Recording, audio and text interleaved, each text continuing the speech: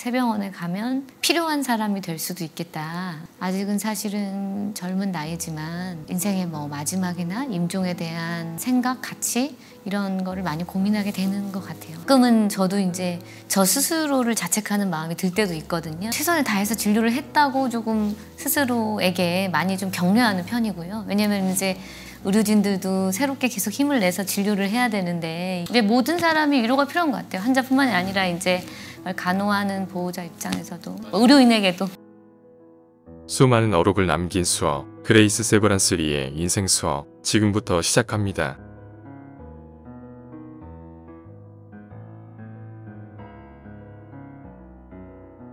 저희 이제 과의 특성은 가장 기본적으로는 이제 폐렴 환자들, 연세 드시면 다 약해지시고 노인 인구 자체가 이제 폐렴이 많이 걸리시게 되는데, 그래서 기본적으로 노인 환자분들이 굉장히 많고요. 많은 또 이제 뭐 요양원, 요양병원 이런 분들이 좀 안 좋아지셔서 오시는 경우도 많이 이제 계시고, 그래서 이제 삶의 존엄성이나 아니면은 임종에 대한 생각도 자연스레 좀 많이 하게 되고요. 임종을 좀 많이 보니까요. 저희 과에서는 이제 좀 암중 에서는 또 이제 폐암 환자들을 보는데, 또 워낙에 또 흔하기도 하지만 사망률도 제일 높아서 캔서 환자들의 임종도 많이 보고, 그래서 그냥 자연스레 진료를 하면서는 아직은 사실은 젊은 나이지만 인생의 뭐 마지막이나 임종에 대한 어떤 생각, 가치 이런 거를 많이 고민하게 되는 것 같아요. 진료를 하면서. 예. 우리가 이제 의료진이 봤을 때는 이분이 금방 이제 좀 안 좋아지거나 정말 돌아가실 수도 있겠는데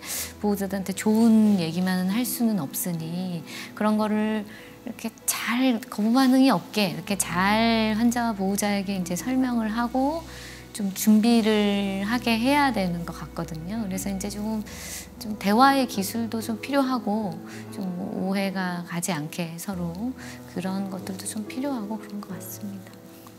말씀하시는데 그 환자의 입장을 최선을 다해서 이해하려고 노력하시는 게 느껴지는데 환자에 대한 공감과 이해가 아주 훌륭하시다는 얘기를 들었는데. 감사합니다. 그런데 제가 또 VOC도 몇 번 받아요.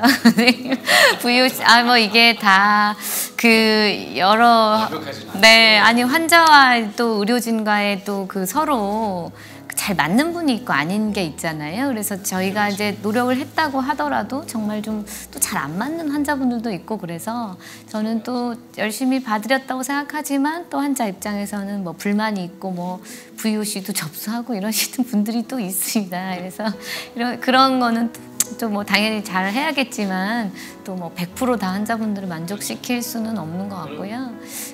이제 뭐 덕목에 대해서 이제 물어보셨는데, 제가 이제 워낙에 조금 성향이 좀 일단 말이 좀 많고 그러한 성향 때문인지 말을 좀 세게 못하는 것 같고요. 다정다감하게 한다고 해야 되나? 이렇게 세게 말하시는 분들이 있잖아요. 카리스마 있게. 근데 저는 이제 기본적으로 그렇게 좀 잘 못하는 것 같고, 그러니까 이제 환자분들이 느끼시기에는 이제 조금 그 의사분들이 다 그런 건 아니지만 조금 뭐 이렇게 고압적이거나 조금 그렇게 느껴지시는 분이 있는데, 뭐 저는 조금 이렇게 사근사근하게 말한다고 해야 되나? 이래서 그렇게 느끼시는 것 같긴 합니다. 근데 성향인 것 같아요. 개인적인 성향.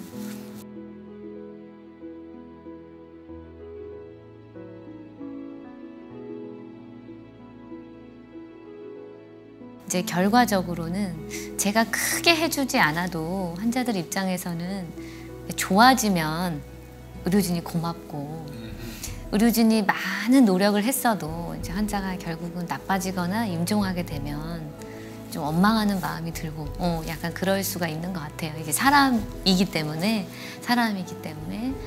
이게 이제 의료진이 최선을 다했다라고 그게 느껴진다 하더라도 그 결과가 돌아가신다든지 임종 안 좋아지시거나 이렇게 됐을 때는 의료진이 이제 최선을 다했다고는 자기가 이제 알고는 있겠지만 이제 보호자들이나 환자 입장에서도 원망이 좀 들 수도 있고 뭐가 이제 안 좋아진 거에 대해서 이런 상황들이 많이 생겨요. 그래서 막 라포가 많이 좋았던 환자들 중에도 대부분은 그렇게 이제 잘 이제 유지가 좀 되지만 마지막 순간이나 또 안 좋아지실 때는 또 이제 원망의 소리도 듣고 실제 이제 그런 경우들도 좀 있습니다. 그래서 이제 그런 경우에는 이제 저는 이제 입장을 바꿔서 생각해봐야지 이런 생각을 좀 하긴 해요. 의료의 한계가 모든 사람을 다 살릴 수는 없기 때문에 그러다 보면 돌아가시는 분도 있고 예상했던 것보다는 좀 빨리 나빠지는 경우도 있을 텐데 이제 그런 거에 한계를 일단은 조금 느끼고 가끔은 저도 이제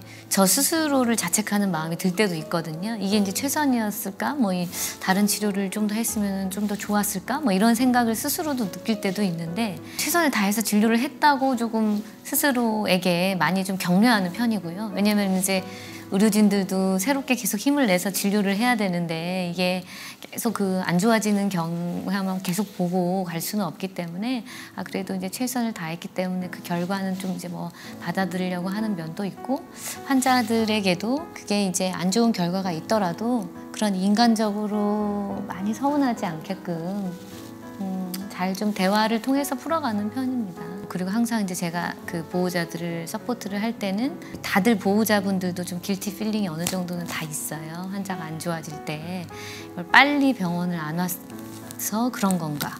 뭐 이런 식의 어떤 모두 다 식구들이 이제 예를 들어서 뭐 최근에는 우리 환자들 중에 이제 어머님이 편찮으시면 자녀들이 이제 막 손주들을 보고 이러느라고 건강도 못 챙겼기 때문에 또 이제 그 자녀들이 느끼는 어떤 그런 죄책감 이런 것들이 꼭 의료진뿐만이 아니라 이제 온 식구들이 다 힘들어지게 되는데 이제 그런 식구들에게도 그런 얘기를 좀 많이 해주는 편이에요. 이제 일단 진단을 하고 치료를 하면 이제 지금부터다. 뭐 이전에 뭐 발견이 뭐 늦게 됐고 뭐 어떤 과거에 뭐 어머님이 너무 고생을 하셔서 뭐 건강검진을 못했고 뭐 이런 거를 생각하지 마시고 지금부터 이제 어떻게 치료를 하고 이제 누구나 사실 돌아가시는 건데 이 남은 생을 어떻게 의미 있게 보낼 것인가를 집중하자.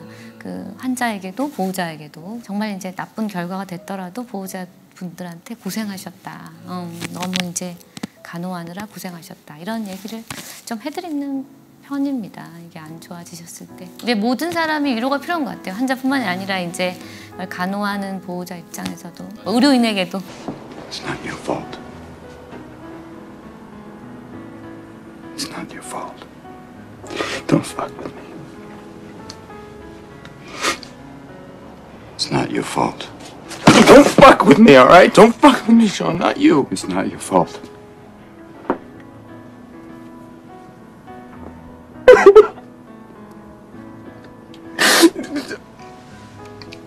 It's not your fault.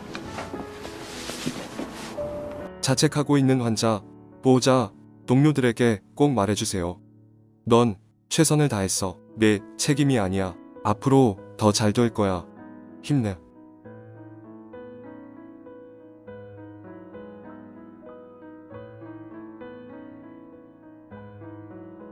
일단은 환자가 조금 위중한 상태가 좀 되면은요, 자녀들이 뭐 그 부모님 모르겠으면 좋겠다. 뭐 이제 본인들이랑 상의했으면 좋겠다. 이런 얘기 많이 하시잖아요.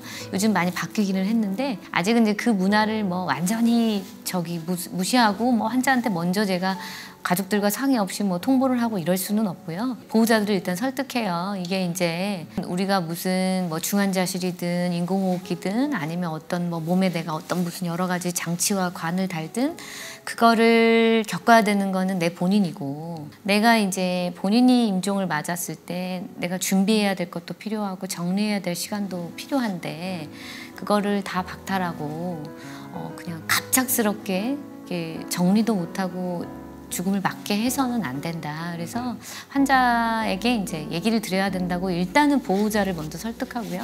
이제 보호자들이 이제 그런 거에 잘 동의가 되면 이제 환자들한테 처음부터 당연히 심각한 얘기는 잘 안 합니다. 처음에는 어떤 뭐 진단이 됐거나 하면 잘 극복해서 치료해보자.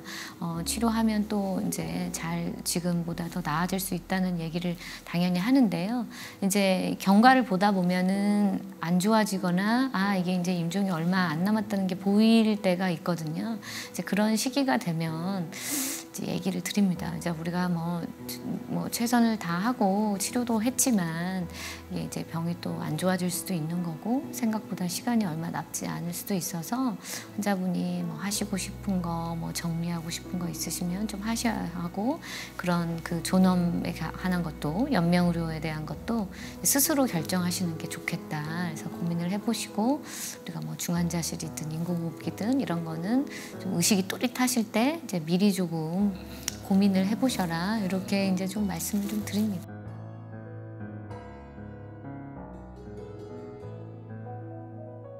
기본적으로 정말 이제 독실한 신앙을 가지고 계시는 분들은요, 죽음은 누구나 두려운 건데 당연히 임종이나 고통은 누구나 다 두려운 건데 기본적으로 이제 천국에 대한 소망이 있으신 것 같고요. 특히나 우리가 마지막에 이제 끈을 놓는다고 할 때 의학적으로 좀 이제 가망이 없고 정말 이제 임종기에 접어들었다고 할 때도 이게 가족도 그렇고 환자 본인도 그렇고 이게 이제 받아들여지지 않는 분들이 좀 있어요. 이게 요즘 얘기하는 뭐 그런 존엄한 그런 임종과도 관련이 되는데요. 이제 끝까지 놓지 못하는 거죠. 그런 거를 받아들이는 것도 가족이나 환자들도 또 신앙이 있으신 분들은 어떤 그런 천국의 소망으로 극복하시는 것 같습니다. 조금 되게 편안하게 그렇게 극복하시는 것 같아요. 제가 이제 오랫동안 연세의료원에 있었기 때문에 제일 그 마음에 닿는 성경 구절은 세브란스 병원 본관 수술실에 있는 구절이에요. 이사야 41장 10절 말씀이고요. 두려워하지 말라, 내가 너와 함께 함이라. 놀라지 말라, 나는 내 하나님이 됨이라. 내가 너를 굳세게 하리라. 그 말씀이 그런 많은 저에게도 수련을 받는 과정에서도 많은 힘이 됐었던 것 같고요. 그리고 이제 환자들은 더할 나위 없이 많은 위로를 받을 것 같고 많은 두려움이 있는데 우리가 이제 일을 하면서 아니면 또 힘든 그런 고비에서 그 이제 하나님이 항상 함께 한다는 게 큰 힘이 되는 것 같고 그 이제 이 굳세게 하는 그 힘이 단순히 우리 신앙의 힘뿐만이 아니라 이게 이렇게 뭐 동료로서, 뭐 가족으로서, 뭐 친구로서 여러 형태로 이렇게 붙잡아 주신다는 생각이 들 때가 많아요.